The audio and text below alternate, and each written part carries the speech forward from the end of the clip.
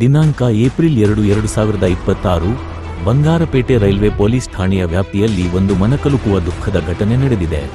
ಬಿಸಾನತ್ತಂ railway ನಿಲ್ದಾಣದ ಸಮೀಪ ಸುಮಾರು 40 ವರ್ಷದ ಅಪರಿಚಿತ ವ್ಯಕ್ತಿ ಚಲಿಸುತ್ತಿದ್ದ ರೈಲು ಗಾಡಿಯಿಂದ ಕೆಳಗೆ ಬಿದ್ದು ತೀವ್ರವಾಗಿ ಗಾಯಗೊಂಡು ಸ್ಥಳದಲ್ಲಿಯೇ ಮೃತಪಟ್ಟಿದ್ದಾನೆ. ಈ ಘಟನೆ ಬೆಳಕಿಗೆ ಬಂದ ಕೂಡಲೇ ಸ್ಥಳೀಯರು ಬೆಚ್ಚಿಬಿದ್ದಿದ್ದು, ಒಂದು ಕ್ಷಣದ ಅಜಾಗರೂಕತೆ ಜೀವವನ್ನು ಕಸಿದುಕೊಂಡಿದೆ ಎಂಬುದು ಮತ್ತೊಮ್ಮೆ ಸಾಬೀತಾಗಿದೆ. ಮೃತ ವ್ಯಕ್ತಿಯ ಗುರುತು ಇನ್ನೂ ಪತ್ತೆಯಾಗಿಲ್ಲ.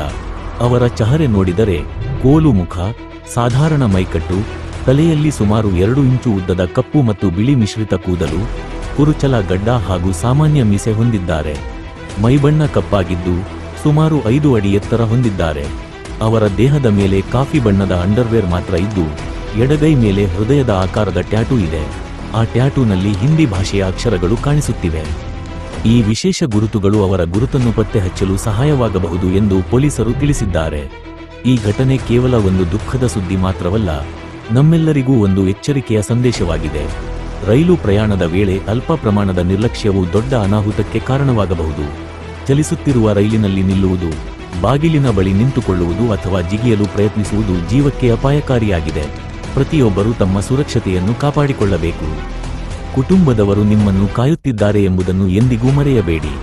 ಇದೀಗ ಬಂಗಾರಪೇಟೆ ರೈಲ್ವೆ ಪೊಲೀಸ್ ಠಾಣೆ ಸಾರ್ವಜನಿಕರಲ್ಲಿ ಮನವಿ ಮಾಡಿದೆ. ಯಾರಾದರೂ ಈ ವ್ಯಕ್ತಿಯನ್ನು ಗುರುತಿಸಲು ಸಾಧ್ಯವಾದರೆ ದಯವಿಟ್ಟು ತಕ್ಷಣ ಸಂಪರ್ಕಿಸಲು ವಿನಂತಿಸಲಾಗಿದೆ.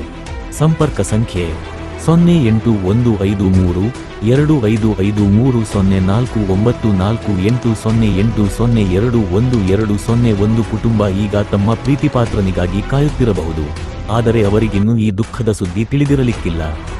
ಆದ್ದರಿಂದ ಈ ಮಾಹಿತಿಯನ್ನು ಸಾಧ್ಯವಾದಷ್ಟು ಜನರಿಗೆ ಹಂಚಿಕೊಳ್ಳಿ. ಮೃತ ವ್ಯಕ್ತಿಯ ಆತ್ಮಕ್ಕೆ ಶಾಂತಿ ಸಿಗಲಿ, ಅವರ ಕುಟುಂಬಸ್ಥರು ಶೀಘ್ರವೇ ಪತ್ತೆಯಾಗಲಿ ಎಂದು ನಾವು ಹಾರೈಸುತ್ತೇವೆ. ಇದೊಂದು ದುಃಖದ ಘಟನೆಯೊಂದಿಗೆ ಈ ವರದಿ ಮುಕ್ತಾಯಗೊಳ್ಳುತ್ತದೆ.